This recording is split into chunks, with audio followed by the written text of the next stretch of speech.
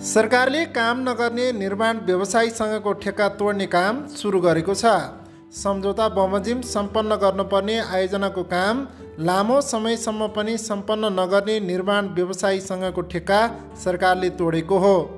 तोकिएको समयमा नै आयोजना सम्पन्न नहुँदा नागरिकहरूले सेवा उपभोग गर्नबाट वञ्चित हुँदै आएका छन् भने सरकारलाई आर्थिक व्यवहार पनि थपिँदै गएको छ। सोही अनुसार अहिले सरकारले रुग्न ठेक्का व्यवस्थापन गर्ने नीति अनुसार किन ठेक्का नतोड्ने सूचना जारी गर्दै धमाधम ठेक्का तोड्ने काम गरिरहेको छ।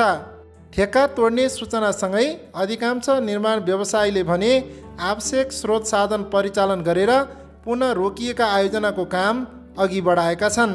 सडक विभाग, सहरी विकास तथा भवन निर्माण विभाग, जलस्रोत तथा सिँचाइ विभाग, स्थानीय पूर्वाधार विभाग, नेपाल विद्युत प्राधिकरण मातहत रहेका कार्यालयहरूले काम नगर्ने निर्माण व्यवसायीसँगको ठेक्का किन नतोड्ने भन्दै धमाधम सूचना प्रकाशित गर्ने र काम नै गर्न नसक्ने निर्माण व्यवसायीसँगको ठेक्का तोडेका छन्। सरकारले पूर्व तयारी बिना ठेक्का लगाउनु, समयमा नै साइट क्लियर नहुनु, स्थानीयवासीको अवरोध हुनु, समयमै रुख कटान, विद्युतको पोल स्थानान्तरण नहुनु, समयमा नै सरकारले भुक्तानी नगर्ने लगायतको कारण ठेक्का रोक्न बढ्ने गरेका छन्। त्यसै गरी निर्माण व्यवसायीले मोबिलाइजेसन लिएर पनि सम्बन्धित आयोजनामा लगानी नगर्नु, आवश्यक स्रोत साधन परिचालन गर्न नसक्नु, लागतभन्दा कम कबोलमा ठेक्का हाल्नु लगायतको कारण ठेक्का रोक्न बढ्ने गरेको छ। रुग्न आयोजना हुनुमा निर्माण व्यवसायीसँगै समयमा नै काम सम्पन्न गराउने कार्यमा सम्बन्धित आयोजना पनि उत्तिकै जिम्मेवार देखिन्छ। नेपाल निर्माण व्यवसायी महासङ्घका अध्यक्ष रवि सिंहले ठेक्का रोक्न हुनुमा निर्माण व्यवसायी मात्र नभई सरकारी निकाय पनि उत्तिकै जिम्मेवार रहेको धारणा राख्नुहुन्छ। यो रुग्न ठेक्काहरूको व्यवस्थापन गर्नलाई जुन सुरुवात गर्नुभएको छ त्यो एकदमै सराहनीय छ। तर रुग्न ठेक्काहरू किन रुग्न हुन गयो भन्नेको चाहिँ अध्ययनमा चाहिँ सरकार चुकेको छ, योजनाहरू चुकेको छ र अहिले जति पनि ठेक्काहरू अन्त गरिया छ अथवा अन्त किन नगर्ने भन्ने सूचना प्रकाशित भएको छ त्यसअनुसार चाहिँ अब कर्मचारीलाई कारबाही हुन्छ, यो निर्णय नगर्नेलाई कारबाही हुन्छ मात्र भनेर भएन नि। जति तदारुकता ठेक्काहरू अन्त गर्नलाई लगाएको छ त्यति नै तदारुकता त्यो रुग्न ठेक्काहरूको चाहिँ व्यवस्थापन गर्नको लागि, त्यसको कारण पत्ता लगाउनको लागि र त्यो रुग्न ठेक्का बनाउन जिम्मेवार सबै पक्षहरूलाई चाहिँ कारबाही रहनुपर्छ। एकतर्फी रूपमा अहिले निर्माण कम्पनीहरूलाई कारबाही गरेर निर्माण क्षेत्रलाई त्रासमय बनाएको छ र आम रूपमा जनमानसमा निर्माण उद्योगप्रति चाहिँ वितृष्णा पैदा गर्ने कामहरू चाहिँ अहिले सरकारले योजनाहरूले गरेको छ। ती योजना प्रमुखहरू जसले योजना चाहिँ समयमा सम्पन्न गरेन, अहिले जति पनि योजनाहरू अन्त भएको छ त्यसको 80% भन्दा बढी जिम्मेवारी चाहिँ योजना प्रमुखले नै लिनुपर्छ। यसको अध्ययन जरुरी छ। यदि तपाईँले दुबो रोपेको चौरमा केही अन्य झारहरू पलायो भने त्यसको टुप्पो काटेर त्यसको समाधान हुँदैन। त्यो अन्य झारलाई जरैदेखि उखाल्ने काम भयो भने बल्ल दुबो मौलाउँछ, अन्यथा अन्य झारले त्यो दुबोलाई नाश गर्ने काम हुन्छ। त्यही काम अहिले भएको छ। 15 वर्ष अघि ठेक्का सम्झौता भएका आयोजनाहरू पटक पटक म्याद थप गर्दा पनि अझै सम्पन्न हुन सकिरहेका छैनन्। सार्वजनिक खरिद नियमावली 6औँदेखि 14औँ पटक संशोधन हुँदा समेत रुग्न आयोजना व्यवस्थापन हुन सकिरहेको छैन। वार्षिक रूपमा नियमावली संशोधन भए पनि म्याद थप्ने काम मात्रै हुँदै आइरहेको छ। सरकारको तथ्याङ्क अनुसार देशभर हाल करिब 7 अर्ब बराबरका 700वटा रुग्न ठेक्का रहेका छन्। रुग्न ठेक्काको व्यवस्थापन गर्नका लागि अहिले काम नै नगर्ने निर्माण व्यवसायीसँगको ठेक्का तोड्नुपर्ने अवस्था सिर्जना भएको सरकारले बताएको छ। भौतिक पूर्वाधार तथा यातायात मन्त्रालयका सचिव केशव कुमार शर्माले काम नै नगर्ने निर्माण व्यवसायीसँग ठेक्का तोडेर पुनः ठेक्का लगाउने प्रक्रिया अघि बढाइएको बताउनुहुन्छ। गत वर्ष पनि केही ठेक्काहरू तोड्यौँ, केहीलाई हामीले ठिक ठाउँमा ल्याएर काम सम्पन्न गऱ्यौँ, केहीको जेन्युन कारण देखिएर म्याद थप गरियो। त्यसरी यो सङ्ख्या घटबढ भइरहन्छ। यो पटक पनि हामीले चाहिँ अब यो काम नहुनै सक्ने हो भने, हुनै नसक्ने हो भने यदि क्लाइन्टको कारणले हुन सक्दैन भनौँ न, एलाइनमेन्ट नै विवाद छ, जग्गै उपलब्ध हुँदैन भने त्यो आपसी सहमतिमा तोड्न सकिने भयो। यदि कन्ट्र्याक्टरको कारणले भएको छैन भने त्यसलाई चाहिँ कन्ट्र्याक्टरकै दोष छ भने चाहिँ त्यसलाई ब्ल्याकलिस्ट गर्ने गरी तोडेर चाहिँ क्लाइन्टले तोडेर अगाडि जानुपर्ने, त्यस्तो क्याटेगोराइज गरेर हामीले सूचनाहरू निकाल्यौँ।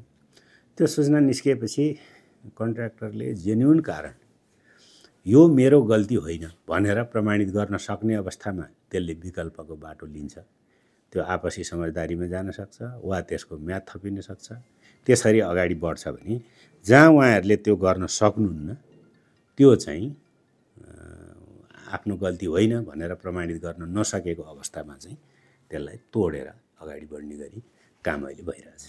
सरकारले देशभर गरी करिब 20,000 योजना सम्झौता गरेर काम गरिरहेको छ। सडक विभाग मातहत रहेका करिब 284 रोक्न ठेक्का पहिचान भएको मध्ये किन ठेक्का नतोड्ने भन्दै 229वटा ठेक्का तोड्न सूचना प्रकाशित भएको छ। हालसम्म विभागले जारी गरेको सूचनामा काम सम्पन्न हुने आधार नभेटिएको भन्दै 37वटा ठेक्का तोडेर पुनः ठेक्का लगाउने प्रक्रिया अघि बढाएको छ। ठेक्का तोड्ने सूचनापछि धेरै निर्माण व्यवसायीहरूले अहिले काम अघि बढाएको बताउँदै सडक विभागका महानिर्देशक डाक्टर विजय जैसीले काम नै गर्न नसक्ने 37 जना निर्माण व्यवसायीसँगको ठेक्का तोडिएको बताउनुहुन्छ। रुग्नको अवस्था हेर्दाखेरि चाहिँ नि केही चाहिँ नि नितान्त निर्माण व्यवसायीको कारणले रुग्न भएका ठेक्का रहेछन्, त्यो अध्ययन गर्दाखेरि केही चाहिँ नि क्लाइन्टको कारणले रुग्न भएका रहेछन्। यो जहाँ पनि हुने त्यही हो। काहीँ क्लाइन्ट र निर्माण व्यवसायी दुवैको कारणले रुग्न भएका हुन सक्छन्, काहीँ चाहिँ क्लाइन्ट र निर्माण व्यवसायी दुवैको दायरा बाहिरबाट रुग्न भएका हुँदो रहेछन्। अब यी सबैको अवस्था हेर्दाखेरि अहिले चाहिँ हामीले यो प्रथम चरणमा चाहिँ यो नितान्त निर्माण व्यवसायीको कारणले रुग्न भएका भनेर हाम्रा विभिन्न चरणमा आइडेन्टिफाई भएका ठेक्काहरूको हामीले चाहिँ अहिले त्यसलाई अब कसरी त्यसलाई समाधान गर्ने त उहाँहरूलाई कि एकदमै त्यो काम गर्नलाई बाध्य पारेर सम्पन्न गराउन त लाग्ने, सम्पन्न गराउन सकिएन भने हामीले त्यसलाई त्यो डेडलक अवस्थामा रहन नदिने भन्ने हिसाबले चाहिँ हामीले ती निर्माण व्यवसायीको कारणले रुग्न भएका करिब 284वटा ठेक्काहरू आइडेन्टिफाई भएको थियो। त्यो मध्ये चाहिँ हामीले त्यसलाई चाहिँ नि अब तपाईँहरूले किन तपाईँहरूको सूचना अब ठेक्का यही अवस्था राखिरहनु त, तपाईँहरू केही छ हामीले गर्नुपर्ने अथवा हाम्रो कारणले गल्ती भयो बा तपाईँको मनमा केही छ भने त्यो पनि दिनुहोस् स्पष्टीकरण। दिनु भएन भने अब हामी बिस्तारै त्यस्ता ठेक्काहरूलाई चाहिँ अन्त्य गर्दै गएर अब चाहिँ एउटा विश्वासु वातावरण होइन एकदम निराशाको वातावरण हुँदैन, त्यसले गर्दा ल्याउँछौँ भनेर हामीले ती सूचनाहरू जारी गरेको हो। अनि ती सूचना अहिलेसम्मको अपडेट तपाईँले हेर्नुभयो भने हामीले करिब करिब 229वटा जति सूचना निकालेका छौँ। त्यो बाँकी सबै सूचना निकाल्न नपर्ने, कति एकदम अदालती प्रक्रियामा छन्, कुनै आर्बिट्रेसनमा छन्, त्यसलाई त सूचना निकाल्न परेन नि त रुग्न भए पनि। अनि हामीले ती 229वटा सूचना निकालेको मध्येमा अब हामीले पुरै एनालाइसिस गऱ्यौँ, हाम्रो अफिसरले एनालाइसिस गरे, हेर्दाखेरि चाहिँ नि कामै नलाग्ने खालको अब यो निर्माण व्यवसायबाट नै आशा लाग्दो कुरा आएन। त्यो भएपछि हामीले तोड्नुपर्छ भनेर आजको दिनसम्म करिब करिब 37वटा ठेक्काहरू हामीले यो 2 महिनामै नयाँ मन्त्रीज्यू आएपछि भनौँ इस्पेसरले, हुन त हामी त्यो अन्तिम चरणमा पुगेका थियौँ हाम्रो एनालाइसिसको, करिब करिब हामीले 37वटा ठेक्काहरू तोडेको अवस्था छ। सडक विभागले 14 वर्षसम्म निर्माण सम्पन्न नभएको भन्दै कन्काई नदीमा निर्माणाधीन पुल सहितको ठेक्का तोडेको छ। काम नगर्ने निर्माण व्यवसायी सङ्घको ठेक्का तोडेरै भए पनि रोक्न ठेक्काको व्यवस्थापन गर्ने नीति विभागले लिएको छ। त्यसै गरी जलस्रोत तथा सिँचाइ विभागले पनि ठेक्का लिएर लामो समयसम्म काम नगर्ने निर्माण व्यवसायी सङ्घको ठेक्का तोड्ने कार्यलाई निरन्तरता दिएको छ। विभागले रोक्न ठेक्काको पहिचान गरेर त्यसको व्यवस्थापन गर्ने काम गरिरहेको जलस्रोत तथा सिँचाइ विभागका महानिर्देशक मित्र बराल बताउनुहुन्छ। हामीले यस जलस्रोत तथा सिँचाइ विभागबाट विभिन्न क्षेत्रहरूमा हामीले कार्यहरू गरिरहेका छौँ। स्पेसल्ली नदी नियन्त्रणको क्षेत्र, पहिरो व्यवस्थापनको क्षेत्र, जलस्रोत संरक्षणको क्षेत्र र सिँचाइ आयोजनाहरू। सिँचाइ आयोजनामा पनि विभिन्न किसिमका आयोजना, त्यसमा पनि अब हाम्रो इन्टरबेसन वाटर ट्रान्सफर प्रोजेक्टहरू छन् होइन। विभिन्न किसिमका आयोजनाहरू विभिन्न चरणमा सञ्चालित अवस्थामा छन्। केही सञ्चालित अवस्थामा छन् भने केही डिजाइन, इस्टिमेट, लागत अनुमान तयार गरेर खरिदका प्रक्रियामा रहेका छन्। डिफ्रेन्ट स्टेज अफ स्टडीमा पनि छन्। अहिलेको डेटमा कुरा गर्ने हो भने करिब 205वटा विभिन्न कन्ट्र्याक्ट, साना ठुला कन्ट्र्याक्टहरू हाम्रो इम्प्लिमेन्टेसनमा छन्। तिनीहरू खरिद प्रक्रिया अगाडि बढाइएको छ। तिनीहरूको एउटा सर्टेन टाइमलाइन छ, कहिलेसम्म सम्पन्न गर्न सक्ने लागत अनुमान छ, तिनीहरू कार्यान्वयनमा रहेका छन्। यी 205वटा अहिले कार्यान्वयनमा रहेका योजनाहरूमध्ये चाहिँ अहिले करिब 33वटा योजनाहरूको चाहिँ प्रगति अपेक्षितभन्दा ढिलो भएको छ र 33वटाको जुन प्रगति ढिलो हुन गएको छ त्यसलाई अब समयमै लक्ष्य अनुरूपको प्रगति हासिल गरेर सर्भिस डेलिभरी गर्नको लागि हामीले त्यसमा अलिकति सजगता अपनाएका छौँ। ती 33वटा योजनामध्ये यहाँहरूलाई जानकारी गराउँ, हामीले महोत्तरीका नदी नियन्त्रणतर्फका 12वटा कन्ट्र्याक्ट तोडिसकेको छौँ भने त्यसै गरी बबई सिँचाइ आयोजना अन्तर्गतका 6वटा कन्ट्र्याक्टहरू पनि तोडिसकेको छौँ भने अर्को यहाँहरूलाई थाहा भएको कुरा हो सुनकोशी मेरिन डाइभर्सन बहुउद्देश्य आयोजनाको पनि कन्ट्र्याक्ट टर्मिनेट गरेको छौँ। अहिले त्यो केही यो कन्ट्र्याक्ट तोडिसकेपछि निर्माण व्यवसायीहरू अहिले कोर्टमा जानु भएर केही अल्पकालीन आदेशहरू जारी भएको अवस्था छ। यसरी 33वटा मध्ये 19वटाको हामीले कन्ट्र्याक्ट टर्मिनेट गरेको छौँ भने बाँकी चाहिँ अब कन्ट्र्याक्ट टर्मिनेट गरिहाल्नुपर्ने अवस्थाका पनि छैनन्। बाँकी योजनाहरूलाई त्यहाँ अब कन्ट्र्याक्टको डिले भयो भने होइन, उनीहरूलाई डिले भयो भने कसरी लाने होइन, एउटा सर्टेन टाइम दिएर त्यो सर्टेन टाइमभित्रमा सम्पन्न गर्न सक्ने उनीहरूको प्रोग्राम सेड्युल र माइलस्टोन सेटअप गरेर लाने र त्यो गर्दा नगर्दा पनि तोड्ने होइन। त्यसरी हामीले डिले एनालाइसिस पनि गरेर उनीहरूको म्याद थप गरिएको हुन्छ र सर्टेन टाइमलाइन दिएर गरेको हुन्छ। केही प्रोजेक्टहरूको 33वटा मध्ये केहीको चाहिँ यो चैत र जेठसम्ममा सम्पन्न गर्ने गरी कमिटमेन्टसहित उनीहरूको रिभाइज सेड्युल लिएर त्यसको माइलस्टोन सेटअप गरेर प्रोग्रेसलाई मोनिटरिङ गरेर हामीले गरिरहेछौँ भने केहीलाई चाहिँ हामीले एलडी लाएर होइन, केहीलाई चाहिँ हामीले उनीहरूले डिले गरेकोले पर डे पेनाल्टी लाएर पनि काम गरिरहेछौँ र पर डे पेनाल्टी लाउँदा पनि यदि उहाँहरूले सम्पन्न गर्न नसक्ने अवस्था सिर्जना भयो भने तिनीहरू पनि हामीहरू तोड्छौँ भने र अन्तिम पटक भनेर जुन म्याद थप गरिएका छन् केही यही चैतसम्म केही जेठसम्म यदि उहाँहरूले यो अन्तिम पटकको म्यादमा पनि गर्न नसक्ने सम्भावना पनि भयो भने माइलस्टोन दिएको छौँ, प्रोग्रेस मोनिटर गरिरहेछौँ, त्यस्तोलाई चैतसम्म पनि कुर्नु पर्दैन। यदि उहाँहरूले चैतको अन्तिम महिना गरेर त गर्ने होइन काम, त्यो काम सम्पन्न गर्न त अहिलेबाट गर्नु पर्यो, चैतमा सकिन्छ, अबको 2-3 महिना पनि प्रगति गर्न सक्नु भएन भने हामीहरू यसरी तोड्छौँ। विभागले राष्ट्रिय गौरवको आयोजनाको रूपमा सूचीकृत भएको सुनकोशी मरिन बहुउद्देश्य डाइभर्सन आयोजनाको हेडवर्क्सो ठेक्का तोडेर पुनः ठेक्का लगाउने प्रक्रिया अघि बढाएको छ। विभागले हालसम्म 19वटा ठेक्का तोड्ने काम गरेको छ। त्यसै गरी सहरी विकास तथा भवन निर्माण विभागले पनि काम नगर्ने निर्माण व्यवसायीसँगको ठेक्का तोड्ने काम अघि बढाएको छ।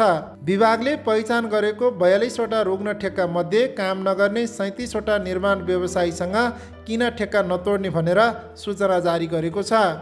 सूचना जारी भएसँगै अधिकांश निर्माण व्यवसायी सम्पर्कमा आएर काम सुरु गरेका छन्। कामै नगर्ने निर्माण व्यवसायीसँग ठेक्का तोडेरै अघि बढेको सहरी विकास तथा भवन निर्माण विभागका महानिर्देशक रविन्द्र बोहरा बताउनुहुन्छ।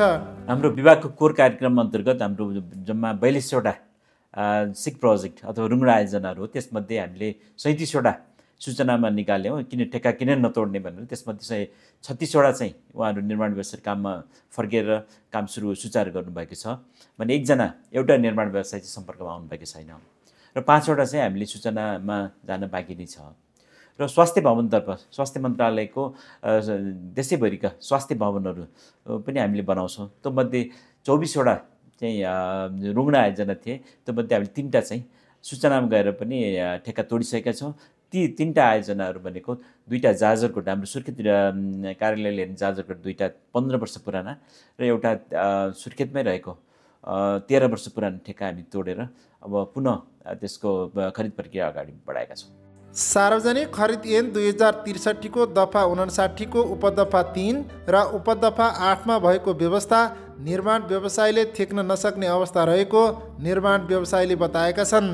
सार्वजनिक खरिद ऐन र नियमावलीमा रहेको कतिपय प्रावधान परिमार्जन गर्ने गृहकार्य भइरहेको सचिव शर्मा बताउनुहुन्छ। हाम्रो सार्वजनिक खरिद कानुनलाई अलिकति संशोधन गर्न परिमार्जन गर्न जरुरी छ। यो आवश्यकता बोध चाहिँ 3-4 वर्ष अघिदेखि नै भएर एक खालको वर्कआउट पनि भइरहेछ। एउटा अति जरुरी प्राथमिकता प्राप्त आयोजनाहरूलाई विकास निर्माणको छुट्टै ऐन ल्याउने कि भन्ने, अथवा यही अहिलेको सार्वजनिक खरिद ऐनलाई नै परिमार्जन गरेर जाने कि केही सहज बनाएर जाने कि भन्ने कुरा चाहिँ उठेर एक खालको वर्कआउटहरू पनि भएको छ विभिन्न समितिहरू बनेर विभिन्न कालखण्डमा। निर्माण क्षेत्रमा हुने ढिलासुस्ती हटाएर मात्रै पूर्वाधार निर्माणको कामले गति लिने देखिन्छ। समयमा नै काम सम्पन्न गराउने कार्यमा सरकार र निर्माण व्यवसायी दुवै जिम्मेवार बन्नुपर्ने आवश्यक